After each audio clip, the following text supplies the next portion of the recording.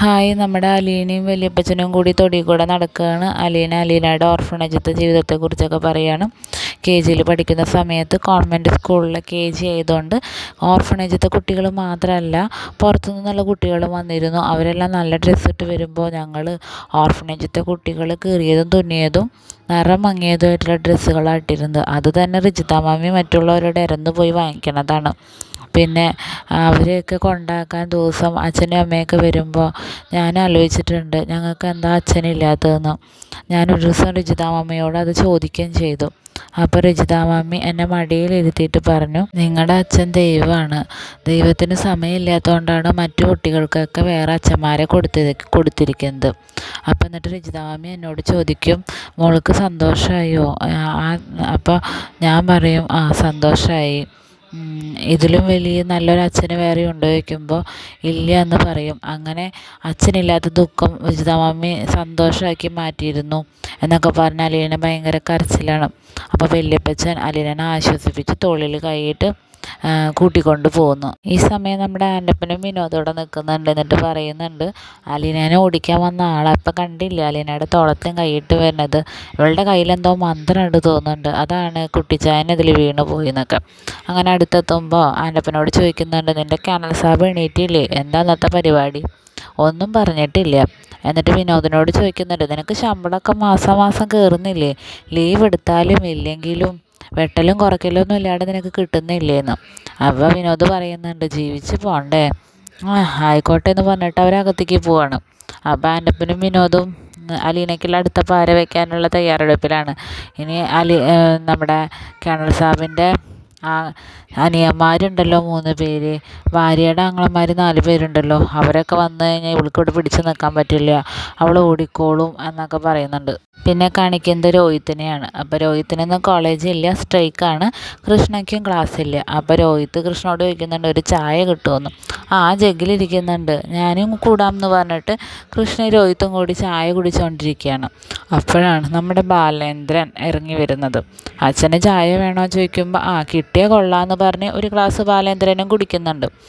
അപ്പോൾ രോഹിത്ത് പറയുന്നുണ്ട്, ബബിത ഇല്ലാത്തതുകൊണ്ട് ഇനി 2 പേരും കൂടി എൻ്റെ മേത്ത് കയറണ്ട എന്ന് പറയുന്നുണ്ട്. അത് കഴിയുമ്പോൾ വൈജയന്തി വരുന്നുണ്ട്, ഓഫീസിൽ പോകാനായി റെഡി ആയിട്ടാണ് വരുന്നത്. വന്നിട്ട് രോഹിത്തിനോട് ചോദിക്കുന്നുണ്ട്, നിനക്ക് എന്നെ ഒന്ന് ഓഫീസിൽ ഡ്രോപ്പ് ചെയ്യാൻ പറ്റുമെന്ന്. അപ്പോൾ രോഹിത്ത് ചോദിക്കുന്നുണ്ട്, എങ്ങനെ, ബൈക്കിലോ എന്ന്? അല്ലാണ്ട് നിനക്ക് കാറില്ലല്ലോ? ഉണ്ടോ? ഇല്ല പറയും. എന്നാൽ പോയി റെഡി ആവാൻ പറയും. അപ്പോൾ രോഹിത്ത് റെഡി ആവാൻ വേണ്ടി പോവുകയാണ്. ഞാനിപ്പോൾ റെഡി ആയിട്ട് വരാമെന്ന് പറഞ്ഞ് രോഹിത്ത് പോവുകയാണ്.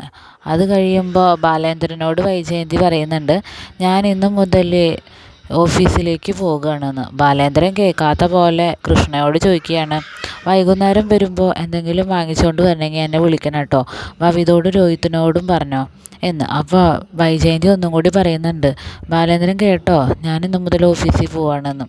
അപ്പോൾ ബാലേന്ദ്രൻ പറയാണ്, നീ ഇതിനു മുമ്പ് എവിടെ പോയിരുന്നോ, എപ്പോൾ എന്തിന് പോയിരുന്നോ ഞാൻ ചോദിച്ചിട്ടുണ്ടോ, അന്വേഷിച്ചിട്ടുണ്ടോ? ഇനി പുതിയ ഏർപ്പാടൊന്നും വേണ്ട, നീ എങ്ങോട്ടാണെങ്കിൽ നിൻ്റെ കാര്യം നോക്കി പോ വൈജയെന്ന്.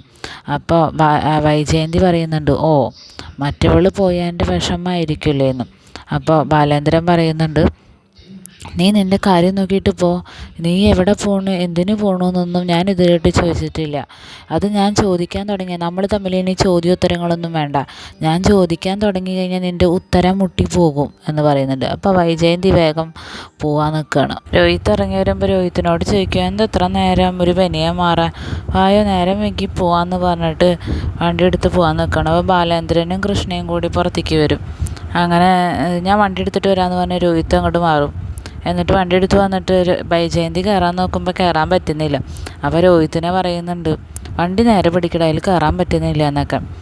അപ്പോൾ രോഹിത്ത് ഹെൽമെറ്റ് വയ്ക്കി നോക്കുമ്പോൾ പറയുന്നുണ്ട്, വേഗം പോ, എനിക്ക് സമയത്തിന് അങ്ങോട്ട് എത്തണം, നേരം വൈകിയെന്ന്. അവന് ഹെൽമെറ്റൊന്നും ഇടട്ടെ, എന്നെ എവിടെയും കൊണ്ട് തട്ടിയിടരുത് കിട്ടോ എന്ന് വൈജയന്തി പറയുന്നുണ്ട്. ആരത് പറയുന്നത്, ഒരു കാറ് മറിച്ചിട്ട് വൈറലായ ആളല്ലേ എന്ന് പറഞ്ഞിട്ട് വൈജയന്തി രോഹിത്തും കൂടി പോവുകയാണ്.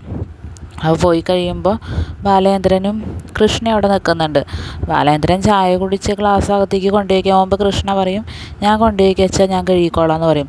എന്നാൽ എൻ്റെ ബാഗ് അവിടെ ഇരിക്കുന്നുണ്ടാവും, എടുത്ത് കൊണ്ടുവരാൻ പറയും. അങ്ങനെ ബാലേന്ദ്രന് ബാഗ് എടുത്ത് കൊടുക്കും. അങ്ങനെ ബാഗ് കൊടുത്ത് ബാലേന്ദ്രൻ ചോദിക്കും കൃഷ്ണനോട്, നിനക്കൂടെ ഒറ്റയ്ക്ക് ഇരിക്കാൻ പേടിയുണ്ടോയെന്ന്. രോഹിത്തേട്ടൻ ഇപ്പോൾ വരുമല്ലോ, പിന്നെ സുനിതേച്ചി ഉണ്ടല്ലോ.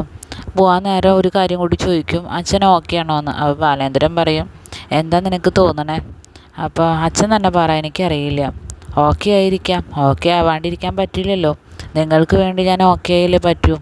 അപ്പോൾ കൃഷ്ണനോട് പറയുന്നുണ്ട്, നീ അതൊന്നും ആലോചിക്കണ്ട, അച്ഛനെക്കുറിച്ച് ആലോചിച്ച് നിൻ്റെ തല നീ പുണ്ണാക്കണ്ട, നീ കഥ കടച്ചിരുന്നോട്ടോ എന്ന് പറഞ്ഞിട്ട് ബാലേന്ദ്രൻ പോവാണ്. പിന്നെ സ്റ്റാൻലി കാലത്ത് തന്നെ കുടിക്കുകയാണ്. അപ്പോൾ അപ്പച്ചൻ വരുന്നുണ്ട്. അപ്പച്ചനോട് സ്റ്റാൻലി ചോദിക്കുന്നുണ്ട് ഒരെണ്ണം വേണമെന്ന്.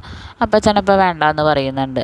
അലീനേനെ പേടിച്ചിട്ടല്ലേ അപ്പച്ചൻ വേണ്ടാന്ന് പറയുന്നതെന്ന് പറയുമ്പോൾ അപ്പച്ചൻ പറയാണ്, ഒരെണ്ണം അടിച്ചിട്ട് അവളുടെ മുന്നിൽ ചെന്ന് നിൽക്കാൻ എനിക്ക് ചമ്മലാണ്, എന്നാൽ മണമില്ലാത്തതുണ്ട് എന്ന് പറയുന്നുണ്ട്. എന്തടിച്ചാലും നമ്മുടെ ഉള്ളിൽ കള്ളത്തരമുണ്ടല്ലോ, എന്തിനാ നമ്മൾ ആ കൊച്ചിൻ്റെ മുന്നിൽ നാണം കെടുന്നത്, കാരണം എനിക്ക് വേണ്ട എന്ന് പറയും. അപ്പോൾ എന്നിട്ട് സ്റ്റാൻലിയോട് പറയേണ്ടത്, നീ ഇങ്ങനെ കാലത്ത് തന്നെ തുടങ്ങിയാലോ, എനിക്കിതൊന്നും ഇഷ്ടമല്ല, നീ ഇതൊന്ന് കുറയ്ക്കണം എന്ന് പറയുമ്പോൾ സ്റ്റാൻലി പറയും, ആർക്കും വേണ്ടി എനിക്കിത് നിർത്താൻ പറ്റില്ല, അവൾക്ക് എന്നോട് അഭിപ്രായമൊക്കെ പറയാം, പക്ഷേ എൻ്റെ ഇഷ്ടം സ്വാതന്ത്ര്യമൊന്നും ഞാൻ ഇല്ലാണ്ടാവില്ല എന്ന്. അപ്പോൾ അപ്പച്ചൻ പറയുന്നുണ്ട്, നിനക്ക് എന്തെങ്കിലും പറ്റിപ്പോയാൽ പിന്നെ അവൾക്ക് ആരാ ഉള്ളത്, നിൻ്റെ ഭാര്യ വീട്ടുകാർ വന്ന് അവളോടൊന്ന് പുറത്താക്കില്ലേന്ന്. അപ്പോൾ സ്റ്റാൻലി പറയുകയാണ്, അങ്ങനെയൊന്നും ഉണ്ടാവില്ല എന്ന്. അപ്പച്ചൻ പറയുന്നുണ്ട്, ദൈവത്തിൻ്റെ കയ്യിലാണ് നമ്മുടെ ആയുസിൻ്റെ പുസ്തകം, എൻ്റെ കയ്യിലല്ലല്ലോ, അത് നമുക്ക് ഉറപ്പിക്കാൻ പറ്റില്ലെന്ന്. അപ്പോൾ സ്റ്റാൻലി ഇരുന്ന് ആലോചിക്കുന്നുണ്ട്. അടുത്തത് നമ്മുടെ അലീനേനെയാണ്. അലീന അടുക്കളയിൽ കയറി ചെക്കിങ് ഒക്കെ നടത്തുന്നുണ്ട്. അപ്പോൾ അവിടെ കുറച്ച് പാത്രത്തിലാക്കിയിട്ട് പച്ചക്കറി കളയാൻ വെച്ചിട്ടുണ്ട്. അപ്പോൾ ഇത് കളയാനാണെന്ന് നോക്കുമ്പോൾ അലീന അതൊക്കെ എടുത്തു നോക്കുമ്പോൾ വലിയ കേടൊന്നുമില്ല, ഒരു പൊട്ടും പൊളിയൊക്കെ ഉള്ളൂ. അപ്പോൾ അത് ചോദിക്കുമ്പോൾ പറയും, അത് ഇന്നലത്തെ പച്ചക്കറി, അതിൽ ആ പാടുണ്ട്, അതിൽ വിള്ളലുണ്ട്, അത് കാരണം കളയണമെന്ന്. എന്തിനെത്ര ധാരാളിത്തരം, ഇതൊക്കെ ഫ്രിഡ്ജിൽ വെച്ചാൽ പോരെ, എന്നാൽ അങ്ങനെ നശിപ്പിച്ച് കളയണോ വയ്ക്കും. ഫ്രിഡ്ജിൽ വെച്ചതൊന്നും കിണർ സാബിന് ഇഷ്ടമല്ല, അതുകൊണ്ടാണെന്ന് പറയും. അപ്പോൾ എല്ലാവരും ഇങ്ങനെ തന്നെയല്ലേ പച്ചക്കറി ഉപയോഗിക്കുന്നത്, ഫ്രിഡ്ജിൽ വെച്ചിട്ട് തന്നെയല്ലേ എന്ന്. ഇവിടെ ഇപ്പം ഇങ്ങനെയാണ് എന്ന് സർവൻ്റ് പറയും.